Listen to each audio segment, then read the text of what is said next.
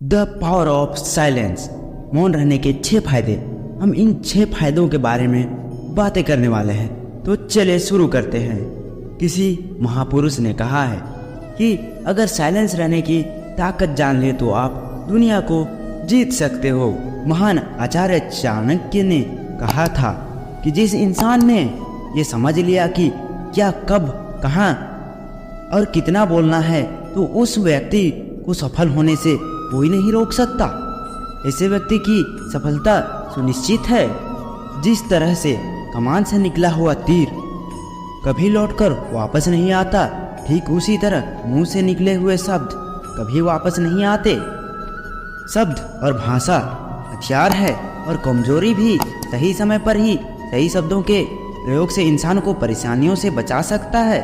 लेकिन बिना सोचे समझे बोले गए शब्द इंसान की मुसीबत को बढ़ा देते हैं। द्रौपदी का ये बोलना कि अंधे का पुत्र हमेशा अंधा होता है, महाभारत के युद्ध का मुख्य कारण बना था। आज भी लोग अपनी जबान को इस्तेमाल दूसरों को नीचा दिखाने और खुद को बड़ा बताने के लिए करते हैं। लेकिन जो समझदार और सफल इंसान होते हैं वो ये अच्छी तरह से जानते हैं कि उन्हें किस वक्त कितना और क्या बोलना है। साइलेंट रहने का मतलब ये नहीं कि आपको पूरे दिन में केवल एक ही शब्द बोलना है या चुपचाप रहना है। मौन का मतलब यह है कि आपको बेवजह शब्दों का प्रयोग नहीं करना है। जहाँ जरूरत वही बोलना है। अपनी लक्ष्य पर ध्यान केंद्रित करना है। आज मैं आपको चुप रहने के 7 फायदे बताऊंगा, जिन्हें जानने के बाद आप आज से ही नहीं बल्कि अभी से ही उतना ही बोलेंगे जितनी आपको जरूरत होगी। पहला, मौन लोगों का ध्यान खींचती है। महान आचार्य चाणक्य अपनी चाणक्य नीति में बताते हैं कि उन्होंने अपने हजारों शत्रुओं को अपनी खामोशी से परास्त किया था। वो खामोश रहकर अपने शत्रुओं को विचारों में उलझाए रखते थे, और सही समय आने पर वह अपने दुश्मनों को ईंट का जवाब पत्थर से देते थे। साइलेंस यानी चुप्पी किस तरह लोगों के अटेंशन को ग्रैब करती है, यह बात आप इस उदाहरण से समझ सकते हैं कि क्लासरूम में टीचर किसी विषय पर बात करते हैं तो स्टूडेंट्स उनके बात को बिल्कुल ध्यान से सुनते हैं। लेकिन जब अचानक टीचर या स्पीकर बोलना बंद कर देते हैं तो सभी लोग आश्चर्य में पड़ जाते हैं। अरे क्या हो गया भाई, अचानक स्पीच कैसे बंद हो गई? मैं जब स्कूल में था तब अक्सर ऐसा होता था, और आपके साथ भी ऐसा हुआ होगा। ठीक यही फॉर्मूला हमारे दैनिक जीवन में भी लागू होता है। जब आप अपने काम से काम रखते हो, दूसरों के मामले में दखल नहीं देते हो, जरूरत हो तभी बोलते हो, तो लोगों का ध्यान आपके ऊपर जाता है। और अगर आप कम बोलते हो, जरूरत हो तभी बोलते हो, लोग आपकी बातों को ज़्यादा महत्व देंगे। लोग आपकी बात को उन लोगों की तुलना में ज़्यादा महत्व देंगे, ज़्यादा याद रखेंगे जो बिना जरूरत के बकबक करते रहते हैं। दूसरा, मौन बातचीत में मदद करता है। शांत रहना मौन भाव यानी बातचीत करते वक्त आपकी बहुत ज़्यादा हेल्प कर सकता है। बातचीत के दौरान जब आप अचानक चुप हो जाते हो और सामने वाले इंसान को जवाब नहीं देते हो, तो ये खामोशी उस दूसरे इंसान को ये सोचने पर मजबूर कर देती है कि आखिर आप क्या सोच रहे हो। तो फिर इसी चीज़ का आपको फ़ायदा उठाना है।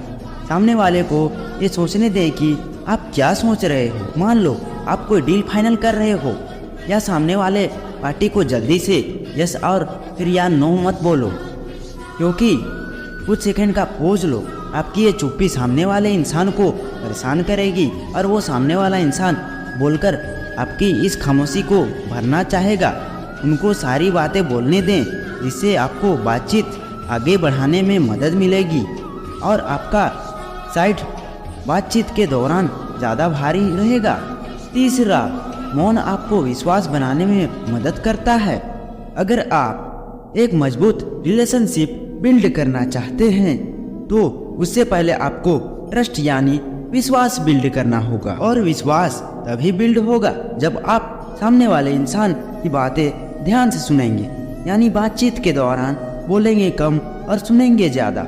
ऐसा करने से दूसरे इंसान को आप एक अच्छे इंसान हो, सामने वाले की बात को अच्छे से सुनते हो कि किसी को नज़रअंदाज नहीं करते हो, और तभी वो आपको बातों को अच्छे से सुनेगा और ट्रस्ट बिल्ड होगा।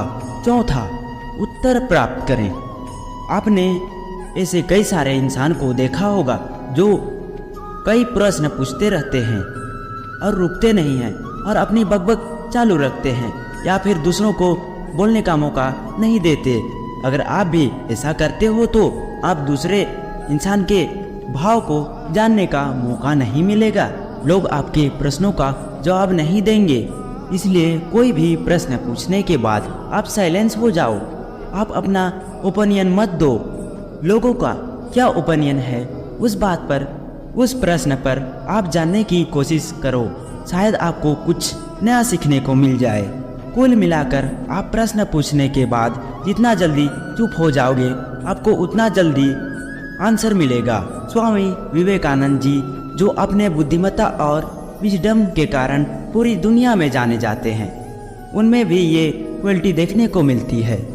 वे भी अपने गुरु रामकृष्ण जी से जब भी प्रश्न पूछते थे तो अपना ओपिनियन तो बाद में देते थे, लेकिन पहले प्रश्न पूछने के तुरंत बाद चुप हो जाते थे, ताकि उनके गुरुदेव की क्या राय है उस प्रश्न को लेकर, उस बात को लेकर ये जान सके। पांचवा है नम्र शक्ति। साइलेंस एक शॉर्ट पावर है, मतलब एक ऐसी पावर है जिसकी मदद से आप सामने वाले को बिना लड़े हरा सकते हैं। इसका सबसे बेहतरीन उदाहरण महात्मा गांधी जी, जो कि सत्य और अहिंसा के मार्ग पर चले थे और बिना लड़े उन्होंने अंग्रेजों को धूल चटाई थी।